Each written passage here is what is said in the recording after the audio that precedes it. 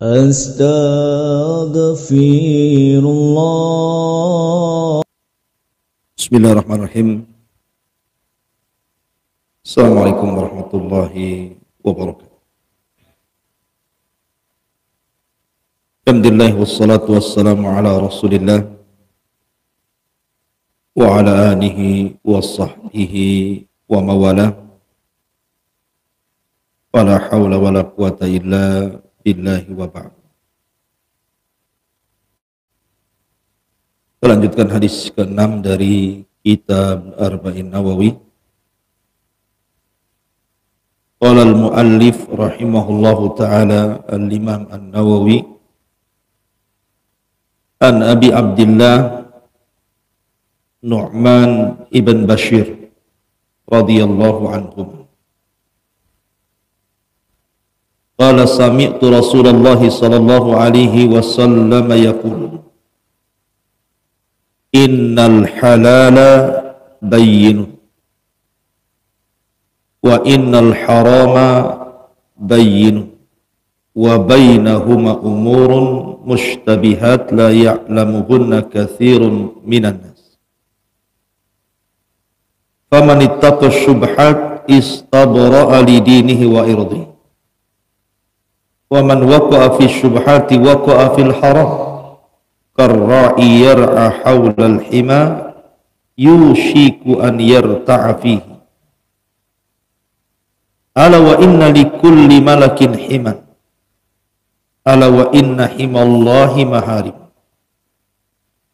Ala wa inna fil jasadi mudghatan idza salahat salahal jasadu kulluh wa idza fasadat fasadal jasadu kulluh ala wa hiyal qalb. Dari Abu Abdillah Nu'man ibn Bashir radhiyallahu anhu, aku mendengar Nabi sallallahu alaihi wasallam bersabda, sesungguhnya yang halal itu telah jelas dan yang haram pun telah jelas. Sedangkan di antara yang halal dan yang haram itu ada perkara-perkara syubhat atau samar yang banyak manusia tidak mengetahui hukumnya. Barang siapa menghindari dari yang syubhat atau yang samar, maka ia telah membersihkan agama dan kehormatannya. Barang siapa yang jatuh ke dalam perkara syubhat atau samar, maka dia telah jatuh kepada perkara haram. Seperti penggembala yang berada di dekat pagar larangan milik orang lain, dikhawatirkan dia akan masuk ke dalam. Ketahuilah bahwa setiap raja itu memiliki aturan-aturan. Ketahuilah bahwa aturan-aturan Allah adalah larangan-larangannya. Ketahuilah bahwa di dalam jasad manusia terdapat segumpal daging. Jika dia baik, maka baik seluruh jasadnya. Jika dia rusak, maka rusaklah seluruh jasadnya. Ketahuilah yang dimaksud segumpal daging itu adalah hati manusia.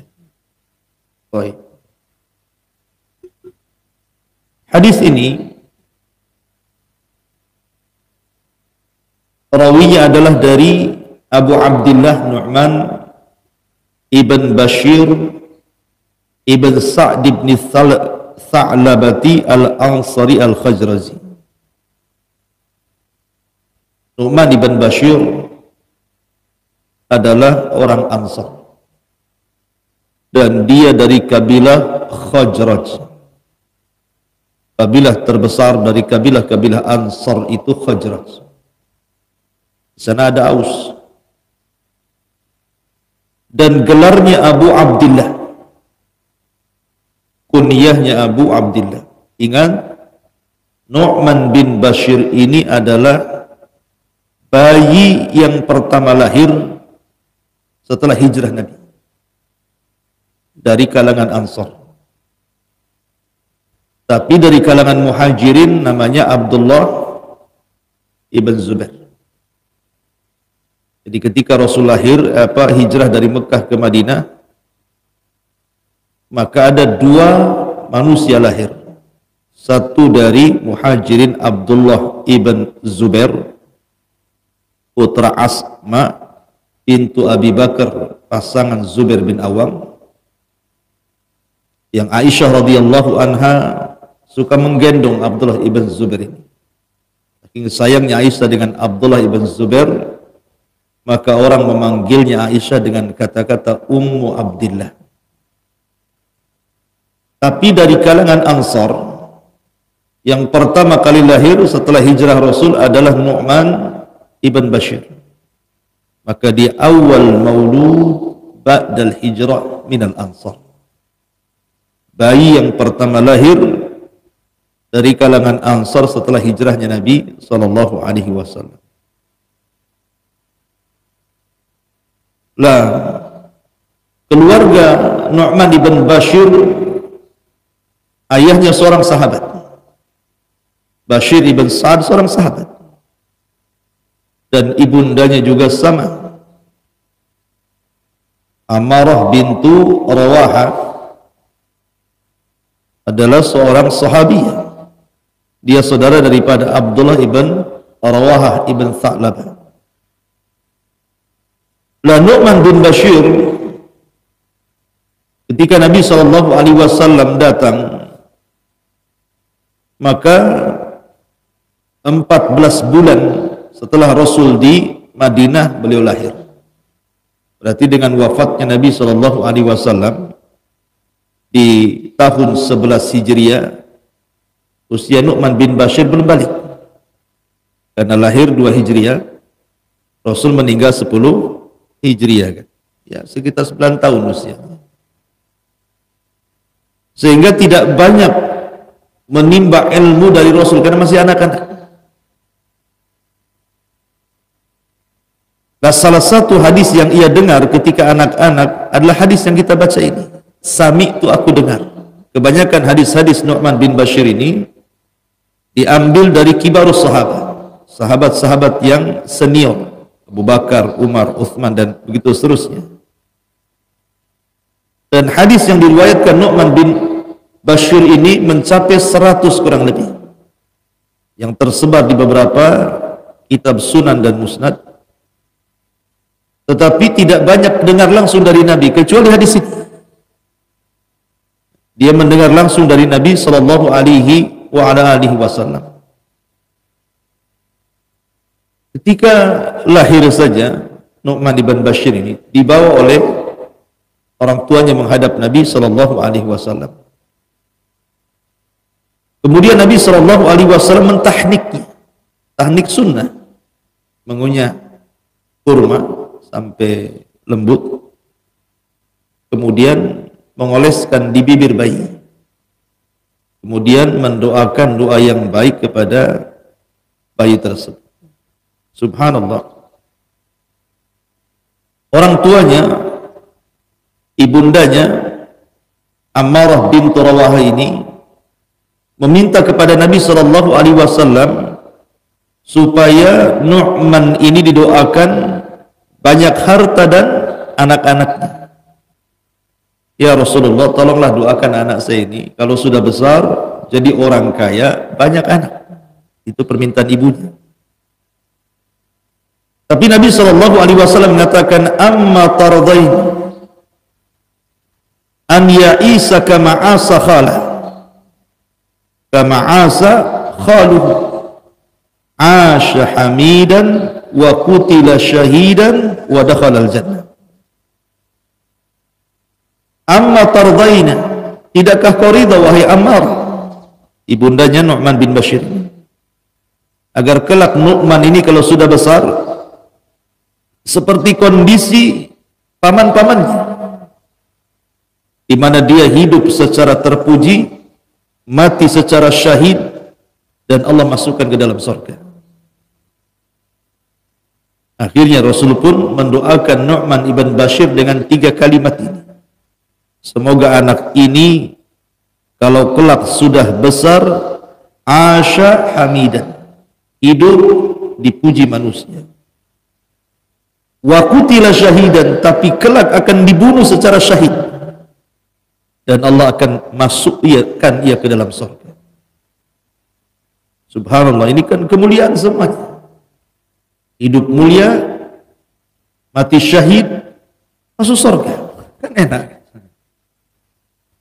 Sementara ibundanya meminta kepada Nabi SAW supaya diberikan kekayaan dan banyak keturunan kan itu. Tapi Rasul pilihkan doa terbaik daripada itu. Karena ibundanya bicara tentang dunia. Tapi akhirat pilihkan kepada Nu'man ibn Bashir doa akhirat. Ma'asyiral muslimin yang dimuliakan Allah Subhanahu wa taala. Di antara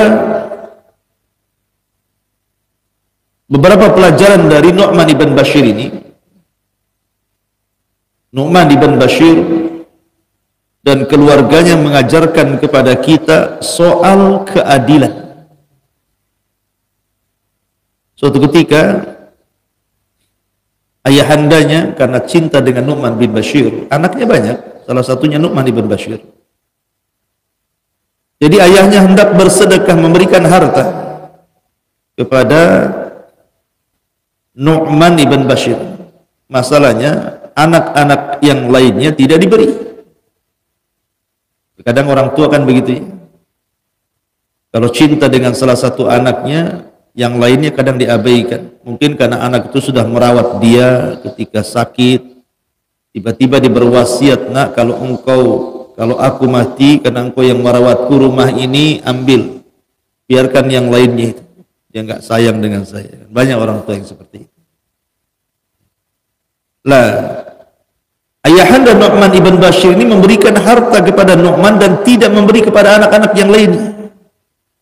Tapi istrinya Ammarah ibn Rawahah ini kurang setuju karena tidak dibagi rata anak-anaknya. Sehingga kemudian ibundanya meminta suaminya, tidakkah kau datang kepada Rasul meminta persaksian bahwa engkau memberikan harta itu kepada Nu'man ibn Bashir dan mengapa tidak memberikan kepada yang lainnya? Maka berangkatlah ayahanda Nu'man ibn Bashir dengan Nu'man ibn Bashir datang kepada Rasul supaya Rasul menyaksikan dia memberikan harta. Ketika sampai di hadapan Nabi SAW, Rasul bertanya, afa'alta hadha biwaladika kullihim? Apakah engkau memberikan harta ini kepada semua anak-anakmu selain Nu'man? Maka dia mengatakan, la, tidak. Aku hanya memberikan kepada Nu'man saja. Maka Nabi SAW mengatakan, ittaqullaha wa'dilu fi auladikum. Bertakwa kepada Allah. Adilah dalam pembagian kepada anak-anak kalian. Maka kemudian bapaknya kembali dan memberikan pembagian yang rata kepada anak-anak. Dari sini peristiwa Nu'man ibn Bashir menjadi sebuah pelajaran pada kita agar kita hati-hati ketika memberikan kasih sayang kepada anak. Tetap harus adil. Adapun soal anak-anak, mungkin yang satu nakal, yang satu tidak, yang satu soleh, yang satu tidak, itu ujian Allah Subhanahu wa ta'ala kepada kita. Karena tidak semua anak itu baik, tidak semua anak itu jahat. Pasti ada yang dipilihkan, ada yang baik, ada yang jahat, untuk ujian bagi orang tuanya. Kemudian di antara kalimat yang luar biasa dari Nu'man ibn Bashir adalah, alastum fi ta'amin wa syarabin ma syi'tum. Ini di zaman sahabat.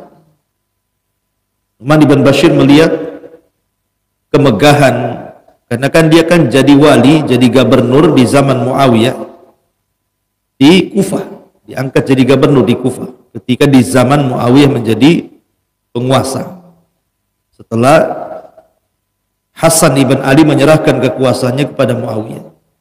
Muawiyah itu suka dengan Nu'man bin Bashir. Padahal ma'asyiral muslimin yang dimuliakan Allah Azza wa Jalla, Nu'man ibn Bashir ini adalah salah seorang yang diutus oleh keluarga Utsman bin Affan saat terbunuh. Utsman kan dibunuh dengan cara sadis oleh kelompok Sabaiyah. Bahkan istrinya sampai jari-jarinya putus, terkena sabetan pedang gara-gara membela suaminya Utsman bin Affan, Nailah. Lah yang membawa pakaian yang berlumuran darah Utsman dan juga potongan jari istrinya itu, yang membawa ke Syam adalah siapa? Nu'man bin Bashir. Dia membawa pakaian Utsman yang berlumuran darah dan jari jemari Nailah, istri daripada Utsman, dibawa ke Syam. Kemudian diserahkan kepada Muawiyah ibn Abi Sufyan. Ghadib. Tentu Muawiyah murka. Kenapa? Karena Utsman itulah masih satu kerabat dengan Muawiyah, dari sama-sama dari Bani Umayyah. Dan yang menempatkan dia gubernur pun adalah Utsman bin Affan. Makanya kemudian Muawiyah ibn Abi Sufyan senang dengan Nu'man ibn Bashir dan menjadikannya wali di Kufah. Nah, di Syam itu kan kehidupannya beda dengan Mekah dan Madinah. Mereka penuh dengan dunia, kenikmatan. Sehingga Nu'man ibn Bashir radhiyallahu anhu mengatakan, alastum fi ta'amin wa syarabin masyitun? Bukankah kalian hidup senang, banyak makan, banyak minum, kalian bisa makan dan minum sesuka kalian? Apa kata Nu'man? Laqad ra'aitu nabiyakum. Aku telah melihat nabi kalian. Wa ma yajidu minad daqali ma yamla'u batna. Beliau tidak pernah makan enak. Bahkan beliau hanya makan daqal. Daqal itu kurma yang sudah kering sekali. Itulah yang memenuhi perut nabi kalian Muhammad sallallahu alaihi wasallam. Adapun wafatnya Nu'man ibn Bashir radhiyallahu an, wafat setelah Yazid ibn Muawiyah. Muawiyah meninggal, kemudian kekuasaannya diserahkan kepada anaknya Yazid ibn Muawiyah. Lah, ketika Yazid ibn Muawiyah meninggal dunia, maka diteruskan dengan anaknya namanya Muawiyah bin Yazid. Jadi nama orang itu bolak-balik di situ aja kan. Kakeknya Muawiyah, anaknya Yazid bin Muawiyah, anaknya lagi Muawiyah bin Yazid. Kalau orang dulu kan biasanya dicantel-cantelkan nama orang tuanya, nama kakeknya gitu. Sama juga sekarang gitu, namanya panjang-panjang, diselipin nama dia gitu. Masalahnya di zaman Muawiyah bin Yazid, kekuasaan dia lemah, tidak seperti kekuasaan ayahnya Muawiyah Yazid ataupun Muawiyah yang kuat. Dia cenderung ke akhirat, tidak cenderung ke politik. Sehingga karena itulah goncang kaum muslimin di mana-mana. Maka dari Madinah tiba-tiba Abdullah ibn Zubair, tadi saya katakan bayi yang pertama lahir dari kalangan muhajirin, tiba-tiba memproklamirkan dirinya menjadi khilafah. Karena udah kacau kekuasaan kaum muslimin, di sana pecah sini pecah gitu kan, tidak bisa ditangani oleh Muawiyah bin Yazid. Maka Abdullah ibn Zubair dari arah Madinah langsung memproklamirkan jadi khalifah. Banyak orang berbayat dari mana-mana. Muawiyah bin Yazid ditinggalkan, sehingga banyak orang-orang, hampir mayoritas seluruh penjuru negeri kaum muslimin berbayat kepada Abdullah ibn Zubair, termasuk juga Nu'man ibn Bashir. Dia tinggalkan Muawiyah bin Yazid, dia berbayat kepada siapa? Abdullah ibn Zubair. Maka penduduk Himsa marah. Gimana kok dia gubernurnya bukan wala kepada Muawiyah bin Yazid, malah walanya ke siapa? Kepada Abdullah bin Zubair. Maka dia pun kemudian diikuti oleh Khalid ibnu Khali al-Kala'i. Di tengah jalan kemudian dibunuhlah Nu'man ibn Bashir, persis seperti yang dikatakan Rasul, kutila syahida, dibunuh mati syahid ya. Dari sini ma'asyiral muslimin yang dimuliakan Allah Subhanahu wa taala, nubuwah Rasul itu menjadi sebuah kenyataan. Ya, karena Rasul tidak pernah mengucapkan dengan hawa nafsu. Yang Rasul ucapkan itu wahyu yang diwahyukan kepadanya. Banyak hadis-hadis yang diriwayatkan Nu'man bin Bashir. Salah satunya hadis yang ma'ruf tentang fase-fase yang akan dilalui manusia. Ada namanya fase nubuah dari Adam sampai Rasulullah. Ada namanya fase khilafah, khulafaur rasyidin, dari zaman Abu Bakar sampai zaman Hasan ibnu Ali. Ada fase namanya mulkan a'zam, fase dinasti. Fase dinasti itu artinya kerajaan diwariskan kepada keluarga.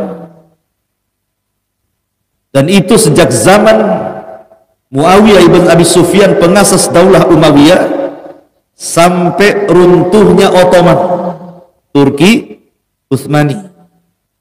Ya kan? Itu masih kerajaan dinasti. Tetapi mereka masih bagus walaupun banyak kezaliman, karena mereka masih mengacu kepada syariat Islam. Baru kemudian fase keempat disebut mulkan jabariyah, penguasa-penguasa zalim dan diktator.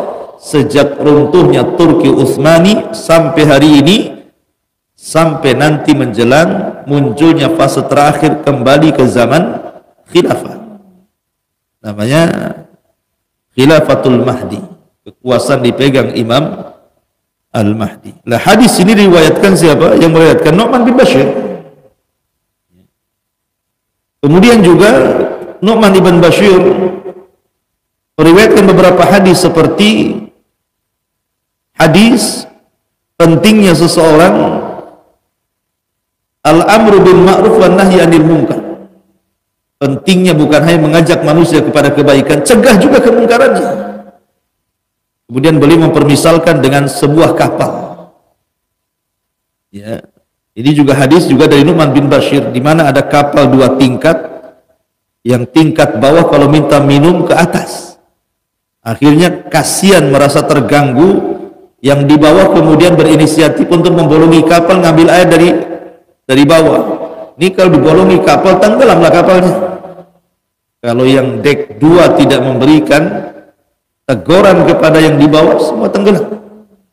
Itulah permisalan orang yang mengajak kepada kebaikan dan tidak mencegah kepada kemungkaran. Lah, salah satu hadis yang kita akan bahas adalah hadis al-halalu bayyinun wal haramu bayyinun, dan ini adalah hadis asal tentang masalah zuhud dan wara. Hadis Nu'man bin Bashir al-halalu bayyinun wal haram bayyinun wa bainahuma umur mustabihat, ini yang kita akan bahas adalah asal dari kaidah tentang fadlul zuhdi wal wara, pentingnya kita zuhud dan pentingnya kita wara. Apa sih bedanya zuhud dengan wara itu?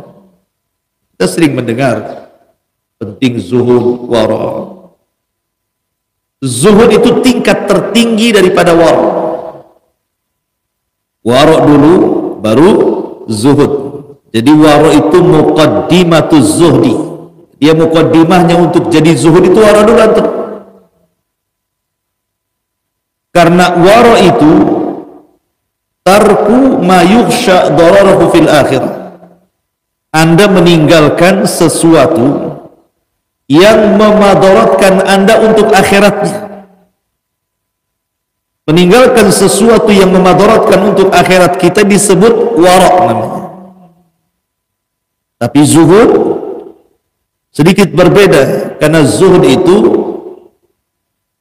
tarku ma la yanfa fil akhirah, meninggalkan sesuatu yang tidak bermanfaat untuk akhirat. Saya ulangi, kalau wara meninggalkan sesuatu yang membahayakan akhiratnya. Kalau zuhud meninggalkan sesuatu yang tidak bermanfaat untuk akhiratnya. Apa bedanya? Kalau meninggalkan sesuatu yang memadaratkan untuk akhiratnya, berarti meninggalkan sesuatu yang haram dan syubhat. Itu disebut wara namanya. Kalau antum meninggalkan syubhat apalagi yang haram, berarti antum waro. Tetapi kalau antum meninggalkan sesuatu yang tidak bermanfaat karena takut akan memudaratkan akhirat, berarti antum meninggalkan sesuatu yang mubah. Sesuatu yang mubah, yang tidak ada manfaatnya, tidak ada dosa, tidak ada pahalanya, mubah itu kan. Antum sepak bola mubah, olahraga mubah, tapi antum tinggalkan. Hal-hal yang sifatnya mubah antum tinggalkan karena ingin mengejar akhirat, itu disebut zuhud. Berarti wara ini muqaddimah zuhud. Paham sampai sini? Baik. Ya. Baik. Nabi mengatakan innal halala bayyin. Sesungguhnya perkara halal itu sudah jelas. Wa innal harama bayyinun. Yang haram juga sudah jelas. Apa yang dinaskan halal, kita halalkan.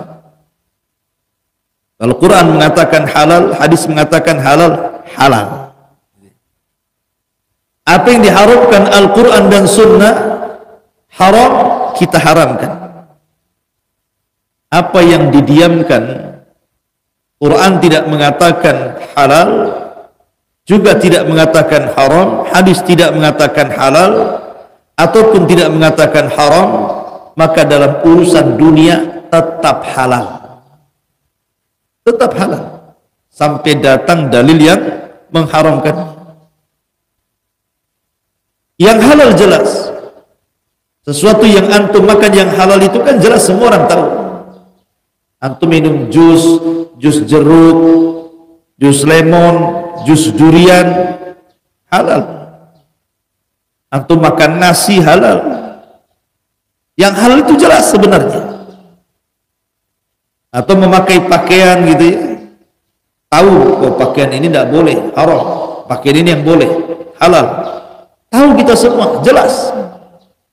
Yang haram juga jelas. Khamar, babi, anjing, jelas kan itu ya. Atau dalam bab muamalah, riba, zalim dan yang lainnya, jelas. Yang tidak jelas itu yang tengah-tengah. Ini halal ke haram? Syubhat jadinya. Jadi orang yang ragu-ragu, tidak tahu ini halal, ini haram, ini disebut syubhat. Syubhat ini bisa mengantarkan ke halal, bisa mengantarkan ke haram. Kalau antum meninggalkan syubhat karena lebih ke haram, antum meninggalkan syubhat karena lebih ke haram, itu disebut wara. Kalau antum meninggalkan syubhat padahal lebih ke halal, itu disebut zuhud. Makanya tingkatan zuhud lebih tinggi dibandingkan wara. Lalu kenapa kemudian timbul syubhat? Syubhat itu kan samar. Ada beberapa, karena di sini Allah mengatakan, Rasul mengatakan, wa bainahuma umur mushtabihat la ya'lamuhunna katsirun minan nas. Dan di antara halal dan haram yang jelas itu ada perkara-perkara samar yang tidak diketahui banyak manusia. Artinya ada yang tahu hukumnya, ada yang tidak tahu. Tapi kebanyakan tidak tahu. Seperti umpamanya ikhtilaf ulama. Ulama berselisih pendapat. Di zaman para sahabat saja, terkadang ada beberapa sahabat itu tidak sampai keterangan kepada dia, terjadi perselisihan. Contoh Sa'ad bin Abi Waqqas. Di awal Islam kalau ruku itu kita harus takbir begini, pegang sini ya, kemudian ruku. Itu di permulaan sholat. Tapi kemudian datang larangan takbir. Sa'ad bin Abi Waqqas tidak tahu, sehingga terjadi khilaf di sini. Karena Sa'ad bin Abi Waqqas tidak tahu tentang bahwa hadis itu sudah dimansuh, dilarang. Bahwa ruku nggak seperti itu, yang meletakkan tangan di lutut kan gitu. Atau contoh yang lain seperti yang terjadi kepada Abdullah bin Mas'ud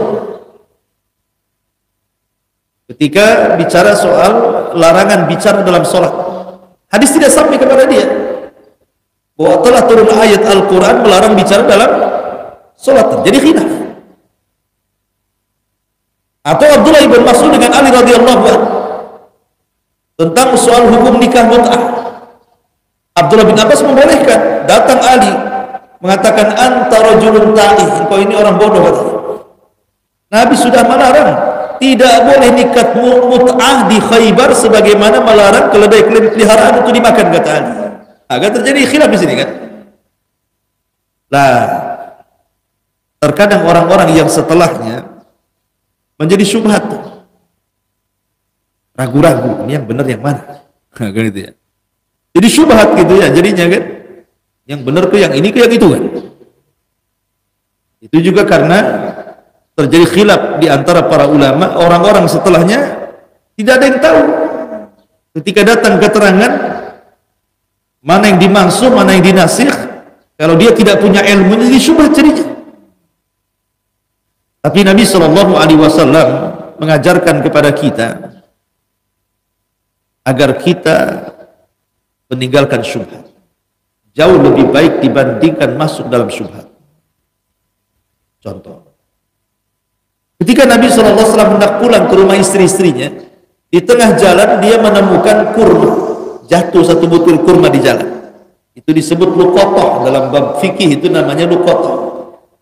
Barang jatuh itu luqatah artinya.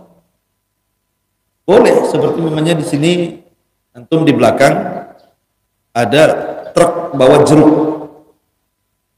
jatuh pula satu butir. Tak mungkinlah truk balik lagi gara-gara satu butir. Rugi dengan bensinnya kan. Antum nampak tuh,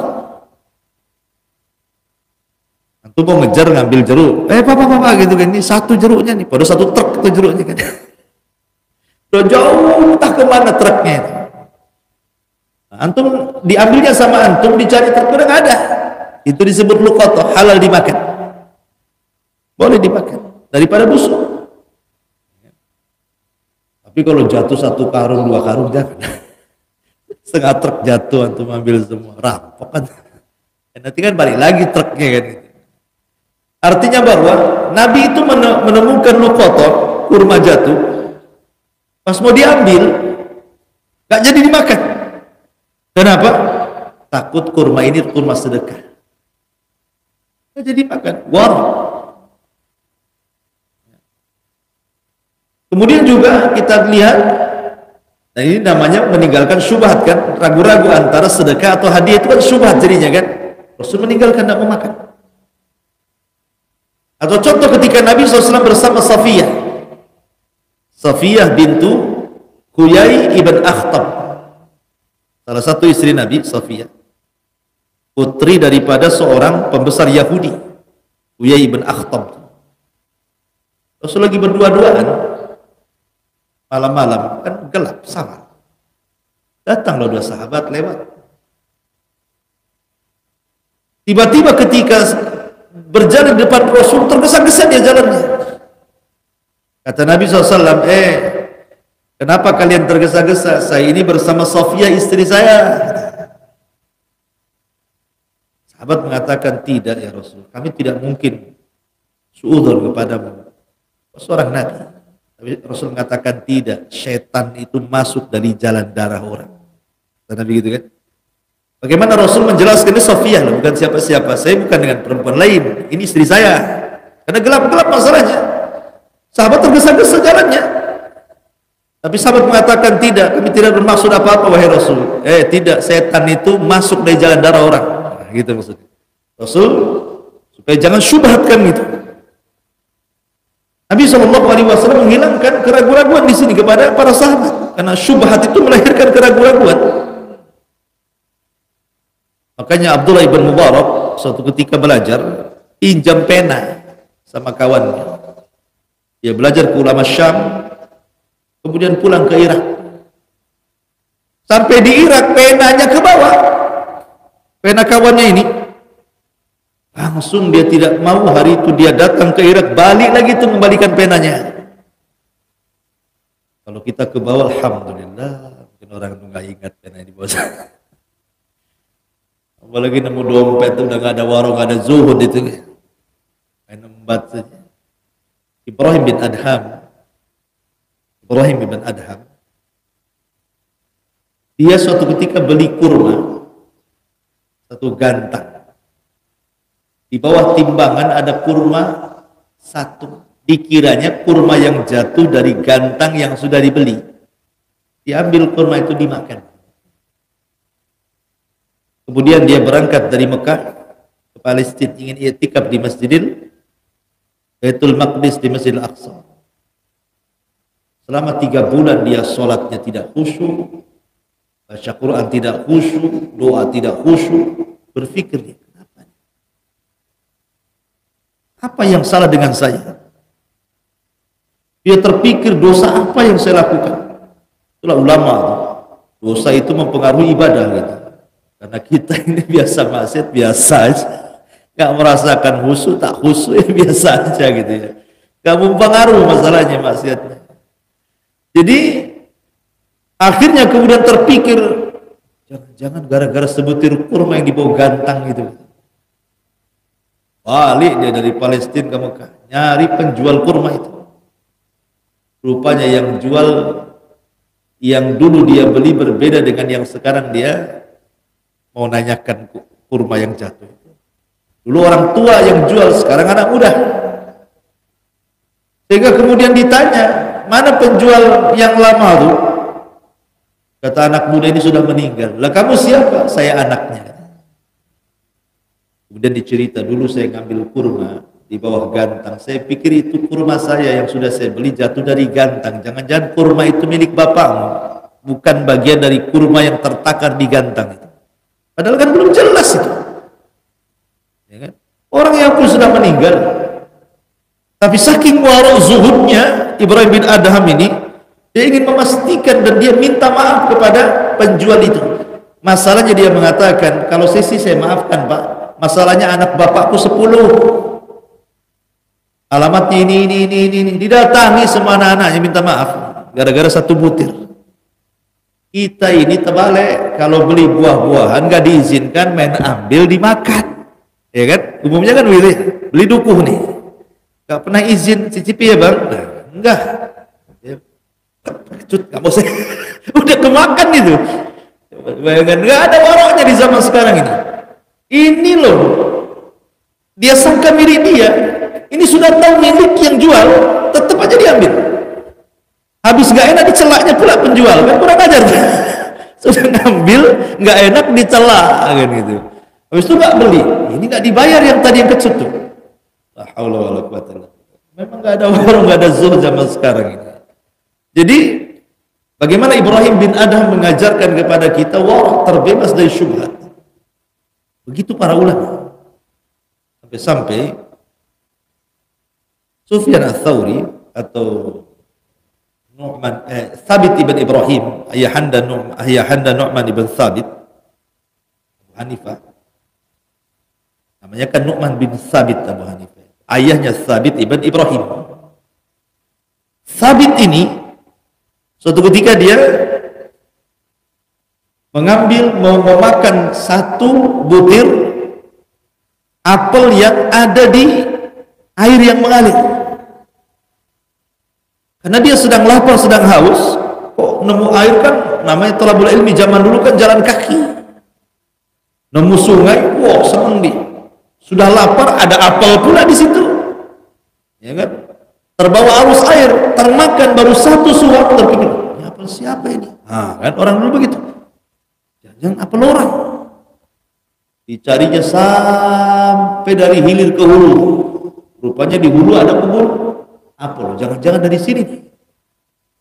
Coba minta maaf supaya dimaafkan, dia sudah termakan sedikit. Kalau kita nemu, jangan nemu dompet, dompetnya dibuang, isinya diambil. Sekarang ya kan. Bahkan Sufyan Ats-Tsauri dia bekerja di kebun delima. Majikannya mengatakan, ambilkan ya Sufyan bin Ats-Tsauri, ambilkan delima. Ambil delima. Kecut. Marah majikannya. Oh, sudah bekerja berapa bulan di sini? Sekian bulan, wahai Tuhan. Ambilkan lagi. Kecut lagi sampai 3 kali. Kenapa kau tidak bisa bedakan mana delima manis, mana delima kecut, mana delima yang berkelas, mana tidak? Mana delima ini ciri-cirinya enak, ini ciri-cirinya enggak? Apa kata Sufyan Ats-Tsauri? Bukan saya tidak bisa membedakan, wahai Tuhan. Saya selama tinggal dan bekerja di kebunmu ini, Engkau tidak mengizinkan aku untuk memakannya, baik yang ada di tangkainya ataupun yang jatuh. Sebab itu aku nggak bisa membedakan mana rasa. Kan? Kalau sekarang penjaga kebun, dia yang pertama kali makan buaya itu. Majikan saya itu punya kebun mangga dulu. Yang pertama jual itu yang punya kebun. Jadi dari situlah makanya waranya sudah nggak ada lagi di sana. Padahal hadis ini adalah kaidah yang besar bicara tentang wara di sini. Faman ittaqa syubhat faqad istabra'a li dinihi wa irdihi wa man waqa'a fi syubhat waqa'a fil haram. Barang siapa yang jatuh kepada perkara syubhat jatuh kepada haram, kata para ulama maknanya siapa yang memudah-mudahkan dengan perkara syubhat pasti akan memudahkan dengan perkara haram. Siapa yang hati-hati tentang perkara syubhat maka dia lebih hati-hati dari perkara haram. Kemudian Rasul mengatakan, "Ar-ra'i yar'a haulal hima yushiku an yarta'a fi." Coba perhatikan. Antum punya kebun sebelah sini. Ini kebun tetangga antum. Antum gembala kambing. Kalau kambing antum tidak diikat, apa yang terjadi? Bisa saja kambing ini lihat loncat ke tanah tetangga kan, mungkin rumputnya lebih hijau, bisa saja masuk tuh. Dan tidak tahu. Kalau kambing itu nggak diikat, artinya apa? Antara ini syubhat, ini haram. Itu maksudnya nih. Ini kan tanah kita, ini tanah orang. Kemudian kita taruh kambing ini di perbatasan. Bisa saja kambing itu loncat ke tanah orang kan gitu. Ini perkara syubhat, ini perkara haram. Kalau kita sudah dekat-dekat ke syubhat, bisa aja nyemplung ke haram. Makanya di sini Nabi SAW mempermisalkan hadis Nu'man bin Bashir ini bahwa apa namanya? Waman waqa'a fi syubhat waqa'a fil haram karra'i, seperti penggembala yar'a haulal hima yang sedang menggembala kambing di sekitar tanah larangan, tanah milik orang lain. Yushiku an yarta'af, boleh-boleh dia akan mengambil atau loncat ke tanah orang dan jadi haram. Ala wa inna likulli malikin hima ala wa inna himallah maharim. Ingat, Allah itu punya batasan-batasan dan batasan-batasannya Allah itu sesuatu yang haram. Terkadang orang memahami wara itu hanya sekedar meninggalkan sesuatu yang membahayakan untuk akhiratnya. Tidak, wara juga bukan hanya at-tarku meninggalkan, tapi wara juga berkaitan dengan al-fi'lu, perbuatan. Contoh begini, ada orang yang wara, tidak mau makan riba, tidak mau makan syubhat, tidak mau makan unsur judi, tidak mau makan uang-uang korupsi. Wara di sini dia. Tapi dia tidak wara terhadap kewajiban. Ketika subuh lewat, apa bedanya? Satu sisi dia nggak mau makan riba, tapi sisi lain nggak mau sholat subuh, apa bedanya? Nah, gitu loh. Jadi wara itu bukan hanya sekedar meninggalkan, tapi juga memperbuat perkara-perkara wajib.